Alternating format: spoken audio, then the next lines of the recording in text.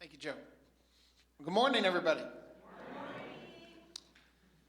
So, as Joe said, I'm Titus Lloyd, and my family and I serve with Grace Ministries International in the country of Malawi. So this is Africa, all right? And that green little sliver you see on the slides, if you can see that close, is Malawi. Malawi is about the size of the state of Pennsylvania. And we have a population, though, of around 21 million people there. We speak several languages are spoken in Malawi. The main languages, though, are English as the official language, and Chichewa is the national language. And so both are what are taught and spoken in homes and in the city. I mean, English is more prevalent in the city. All the government offices and things use English, and so it does make it possible to communicate that way. As far as religious statistics for Malawi, only 33% claim some kind of a Protestant denomination. So the gospel of the grace of God is still desperately needed to be preached in Malawi. So we work together with a team. We are served there with the Vinton family, with the Mango family, the Nyakambiri family, the Asong family, and Brooke Seekins. So we have a good team there in Malawi. Now the Nyakambiri family is going to be leaving us this year to move to Mozambique and start a ministry there. So we're kind of sad that they are leaving, but excited for them as they move into this new field. So the thrust of our ministry in Malawi is to see people trained for works of ministry. From the book of Ephesians, we want to see people equipped and trained so that they can go out and do ministry. And so we, as a family, work in several different ways to accomplish that. So one of the ways that I work is in leadership development. I meet with our leaders in the city of Lilongwe, our pastors and elders from our various churches there, and work with them. We study the Bible together. We've been going through some of Paul's books. We've been studying some of the pastoral books. We've gone through 1st and 2nd Timothy.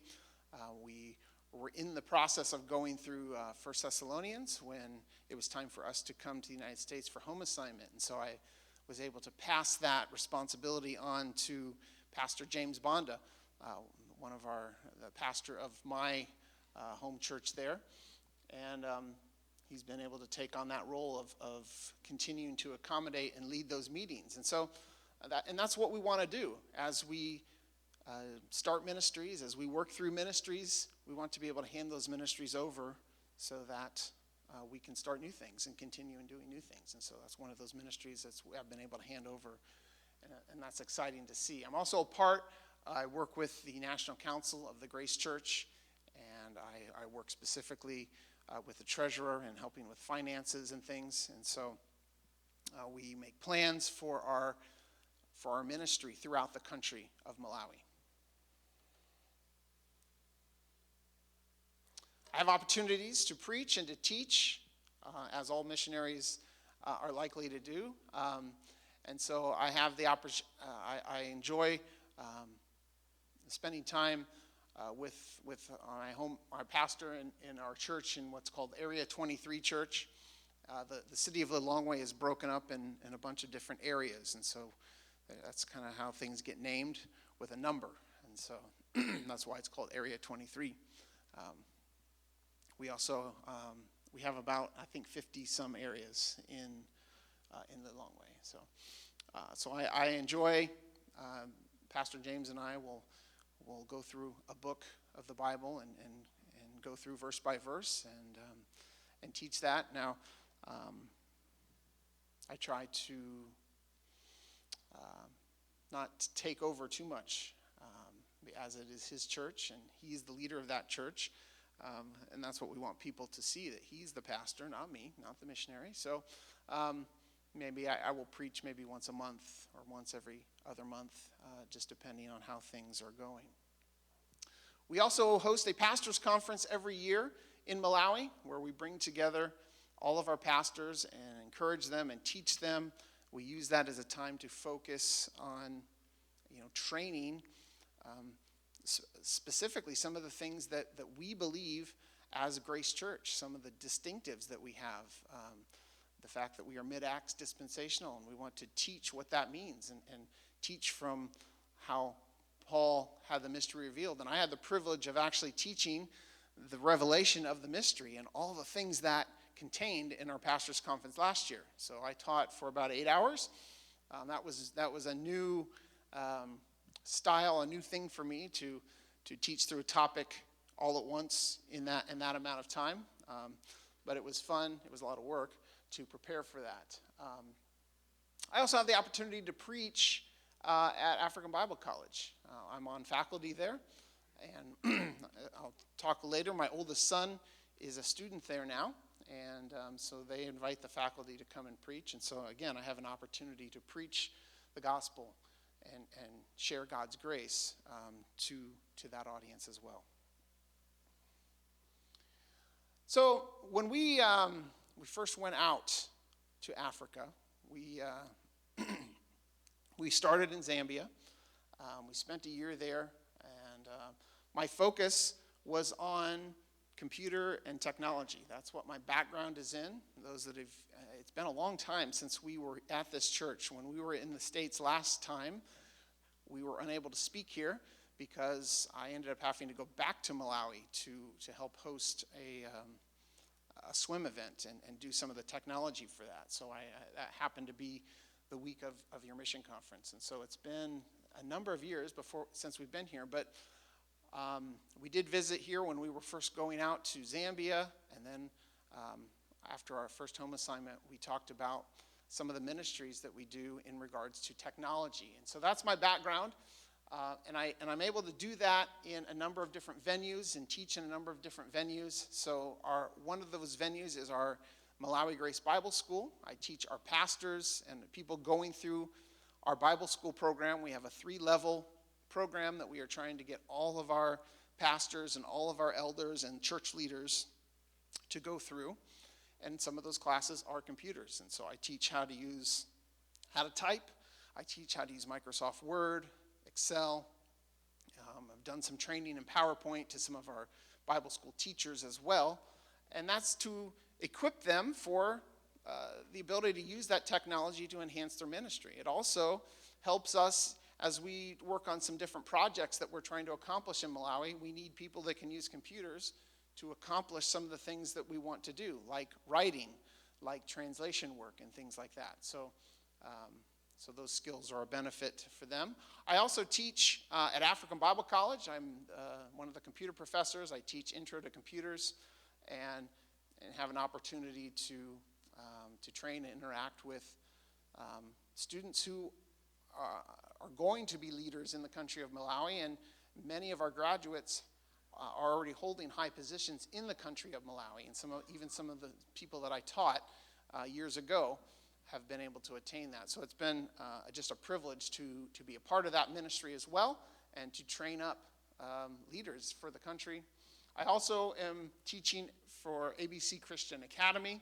This is a Christian school where I teach IT and robotics to high school students. And many of these students, even though it's a Christian school, are not believers. They come from families that don't confess Christ. And so it's an opportunity to witness and interact with them as well. This last term has been exciting to see my family get more involved in our ministry. As my kids are growing, they're able to get more involved and do more things. And so Matthew has been my sidekick. He's been able to help me maintain computer labs and do different things. He's also learned how to play guitar, and he sings, and he helps me in worship leading. In fact, today, that's what he is doing at our church in Indiana. He is leading worship as part of a youth service today. So it's just been great to see him grow and grow into some of those roles and be able to help with the ministry that we're doing. My oldest son, Zach, is also, help me out, it's not wanting to advance. So my oldest son, Zach, has also been involved in ministry. He had a desire to start working with children and working in children's ministry. And our church in Area 23 has a lot of kids. And so he started working with them, started doing ministry with them. We have a Sunday school that meets on Saturday mornings. And I still call it Sunday school.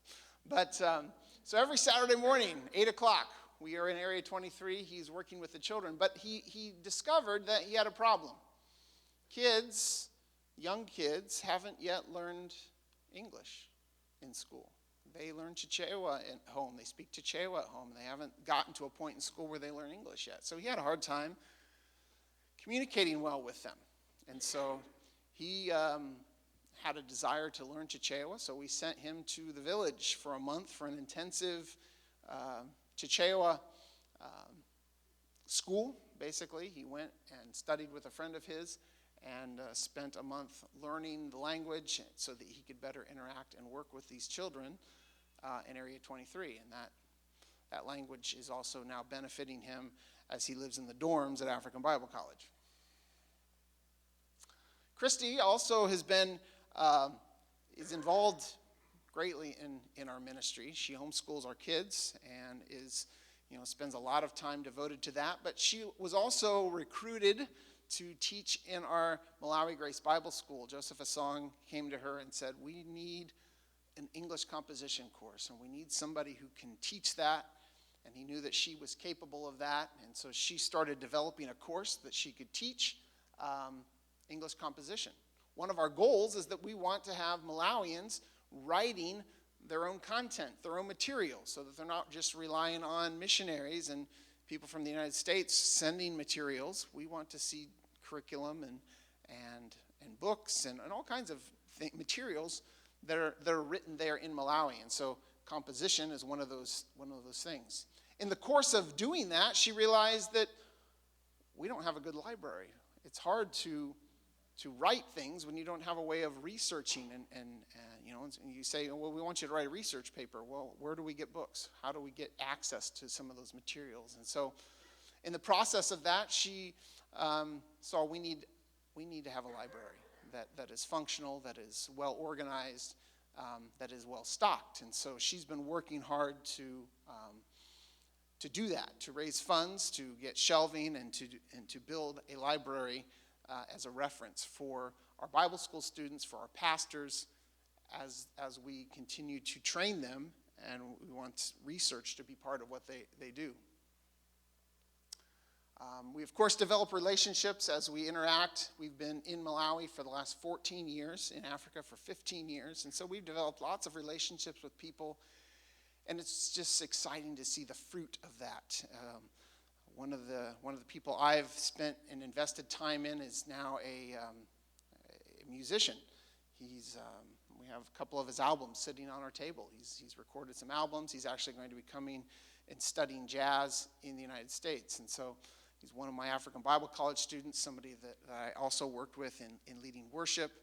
Another gentleman that I've worked with over the years is actually filling in my role at ABC this year, doing some of the IT and technical work. And so he's the guy I'm communicating with as needs come about there as well. And so, and then Kristy and Maggie have been working to develop relationships with some of our ladies, get closer relationships with them in our church in Area 23. So while Zach is going and doing the children's ministry, Kristy and Maggie have been going and meeting with the ladies, and Kristy has been teaching them how to crochet. And some of those ladies have taken that and turned it into a business where they're able to make money to help support the family and help support some of their schools. So you see the picture up here. This is our pastor's youngest daughter, Tupokiwe. She's modeling something that one of the ladies made. So how can you be a part of our ministry? And one big way is that you can pray for us. Okay, you can pray As I said, my son Zach is in university now. This is a big change for our family dynamic with us in the States. He is back in Malawi. Pray for him as he's kind of on his own now for the first time. And pray for us as we adjust to some of those differences and changes. Matthew is going to be starting school here in the United States in the fall. He's going to be studying at Bethel University in Indiana. So pray for him as we go back to Malawi in December. Matthew will remain here. So pray for those changes for us. Also pray for the situations in Malawi. Malawi has a lot of struggles with shortages of things, and things like fuel, things like electricity, things like water. Now it's even made worse with Cyclone Freddy coming through and hitting Malawi, and it's just creating chaos. It's creating more problems with supplies of things. It's destroyed a number of people's houses and crops, and a number of people, over 200 people have died because of the aftermath of the cyclone hitting. So just pray for Malawi, pray for the challenges there, and pray for the ways you can, as we try to minister amidst these things, just pray for us as we do that. Also pray that we would have men that we can train with integrity. This picture is kind of a representation of the majority of the men that we have leading our churches. In the country of 21 million people, we have about 50 pastors. So pray for us as we have a need to develop more people and people that have integrity. So pray for us through that. Another role that you can play in addition to prayer is we need people to give, and we need people to give with the resources as we go and serve.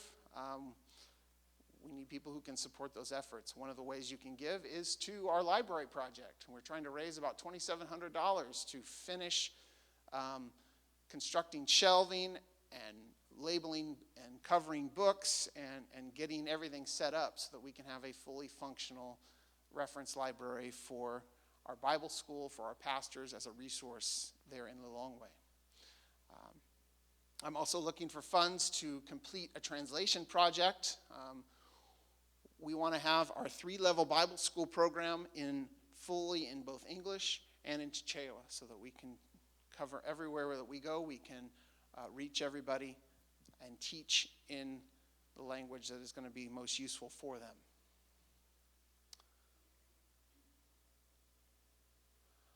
We also have individual ministry needs that we need to raise, about $1,300 a month in additional funds that we need to raise.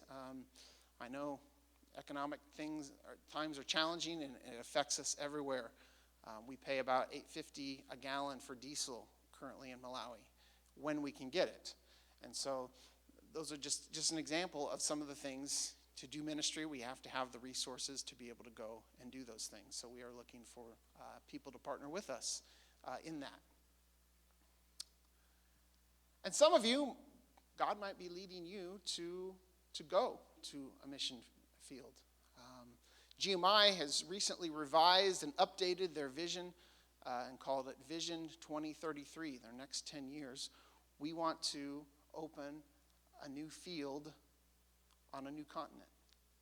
We want to start teaching the grace of God somewhere where, on a continent we've never been before. So that's one of our goals. We are also looking to open 8 new fields in these 10 years. 8 new fields, maybe in existing continents, wherever, new countries, new places.